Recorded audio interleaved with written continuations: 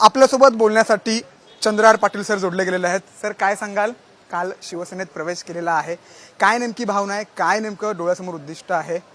लोकसभेला तुम्ही ठाकरे गटाकडून लढला होतात आणि काल तुम्ही शिवसेनेत प्रवेश केला आहे. काय नेमकं तुमच्या मनात असे जे विचार आलेत त्यामुळे तुम्ही हा पक्ष प्रवेश केला? मी कालही सांगितलं, आज सकाळी सांगितलेलं आहे की माझा कुठल्या पक्षाविषयी कुठल्या नेत्याविषयी माझा आक्षेप नाही.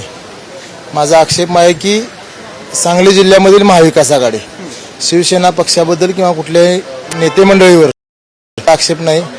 आणि क्रीडा क्षेत्रामधल्या ज्या अडचणी आहेत त्या वेळोवेळी मी सोडवण्याचा प्रयत्न केला गेल्या वर्षभरात. त्यासाठी आवाज उठवला, आंदोलन केली, उपोषण केली, पण तरीसुद्धा ती कुठेतरी सुटताना दिसलं नाही मला. आणि त्या सर्व अडचणी सुटण्यासाठी कुठेतरी सत्तेची मदत लागणारच, म्हणून आम्ही हा निर्णय घेतलेला आहे. सांगलीत तुम्हाला महाविकास आघाडीकडून मदत झाली नाही असंच काहीतरी चित्र आहे? 100% ते सगळं जग जाहीर आहे. महाविकास आघाडी पण विरोधात उभा होती, महायुती तर काय विरोधकच होते. पण महाविकास आघाडीतील प्रमुख काँग्रेस आणि राष्ट्रवादी काँग्रेस पक्ष समोर आपल्या म्हणजे शत्रू म्हणून समोर उभा होते. आणि मी एकटाच महाविकास आघाडीचा उमेदवार असून सुद्धा एकटा लढलो आणि तिथं आपला पराभव झाला. त्यामुळेच पराभव झाला आपला. पाटील, शेवटचा एकच महत्त्वाचा प्रश्न.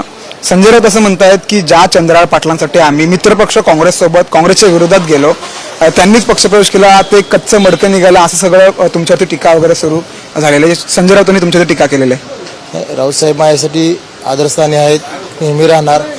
त्यांनी काही जरी मला बोलले की मी त्यांच्याविषयी काही बोलू शकत नाही. चंद्रहार पाटील भविष्यात मोठ्या जबाबदारीत जनतेला पाहायला मिळेल, सांगलीकरांना पाहायला मिळेल. मी कुठलीही अट न घालता आज शिंदे साहेबांकडे प्रवेश केलेला आहे.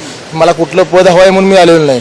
फक्त ज्या माझ्या अडचणी आहेत, क्रीडा क्षेत्रातल्या असतील, सामाजिक क्षेत्रामधल्या असतील, त्या सोडवण्याच्या अटीवरती मी आज शिवसेना पक्ष, मला कुठलं पद पाहिजे म्हणून मी आज प्रवेश केलेला नाही. खूप धन्यवाद सर साम बातचीत केल्याबद्दल. कॅमेरामॅन नितीन बोदारांसह मी सूरज मसूरकर, साम टीव्ही, मुंबई. देश विदेशातील प्रत्येक घडामोडींचे लाईव्ह अपडेट मिळवण्यासाठी आता साम टीव्हीच्या सर्व सोशल मीडिया प्लॅटफॉर्मला लाईक, फॉलो आणि सबस्क्राईब करा.